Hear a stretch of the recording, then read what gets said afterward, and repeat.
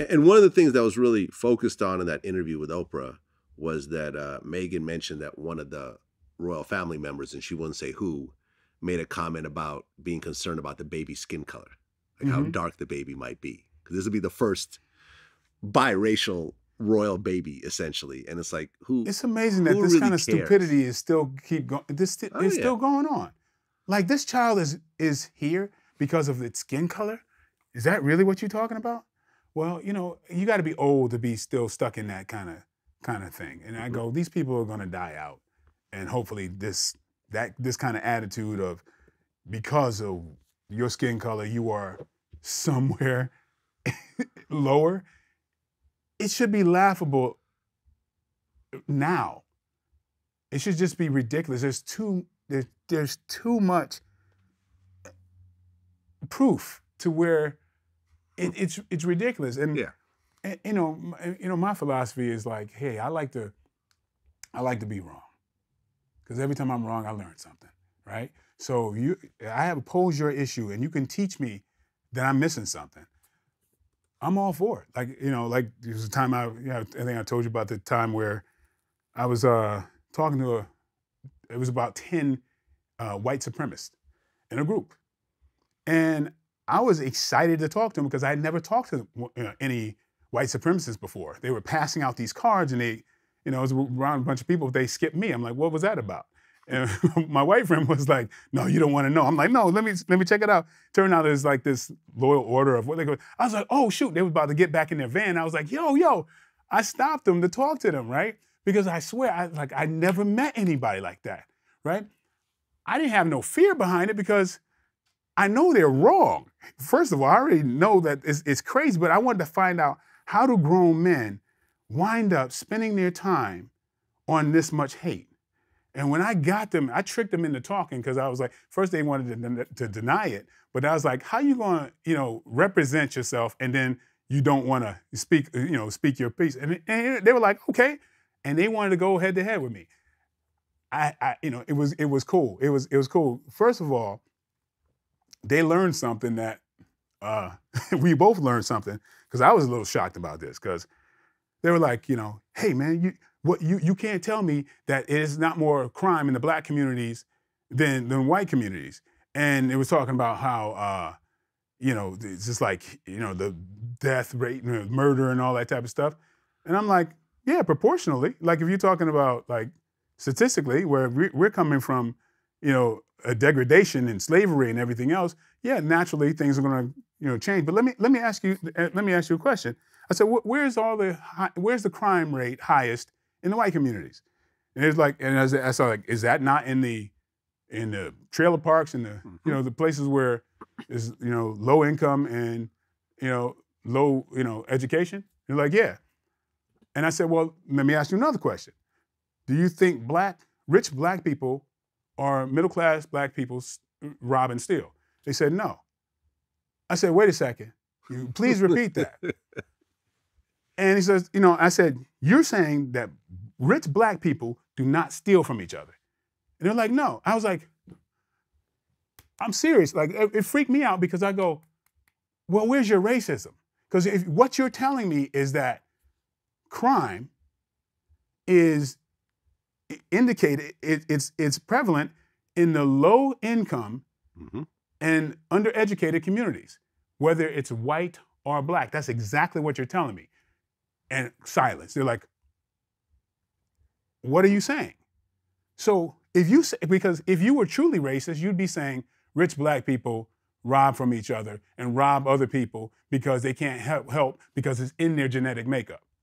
So these people thought they were holding up this this racial thing when they were just talking about a statistic that nobody could argue.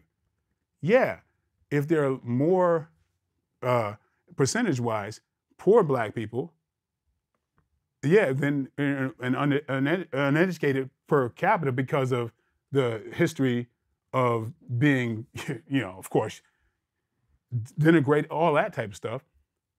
Well, whether the reasons or not, and we could talk about the reasons, but you're saying it's socioeconomic. And then I asked him a question.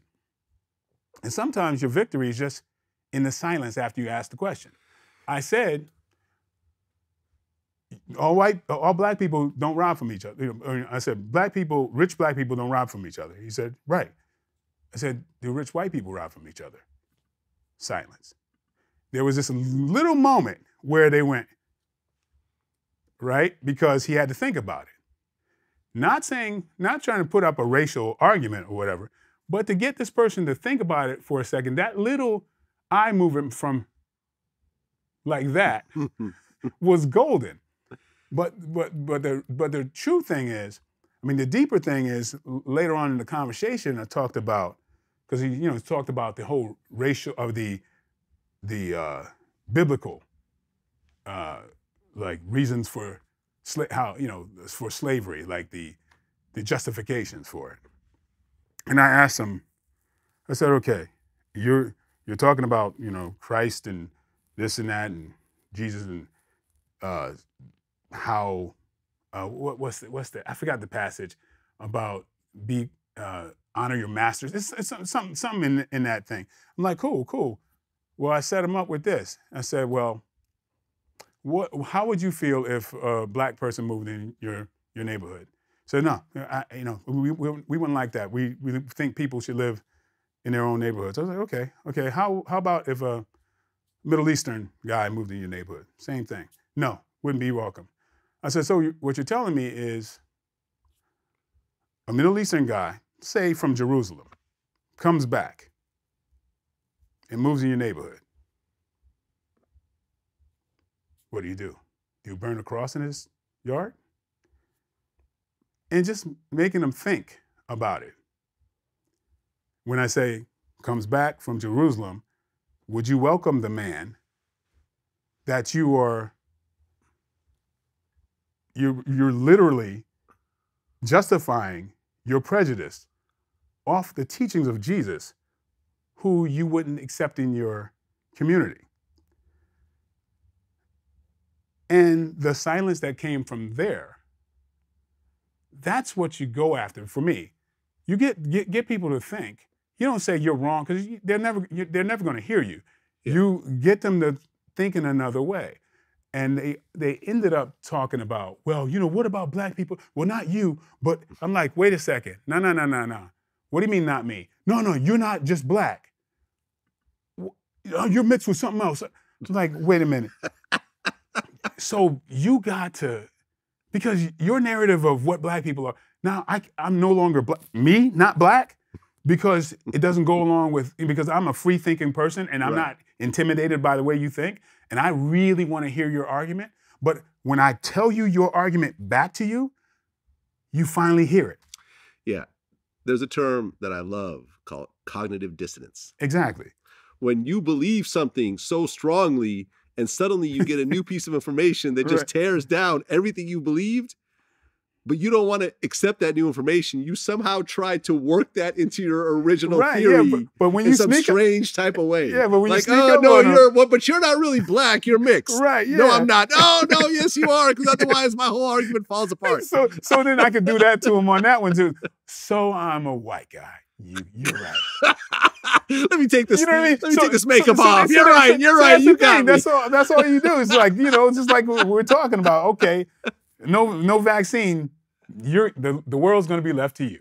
Mm. And so I think that's just a tool that you can use for communication. It's like, okay, this is what you're saying. Okay, I just want you to hear it back.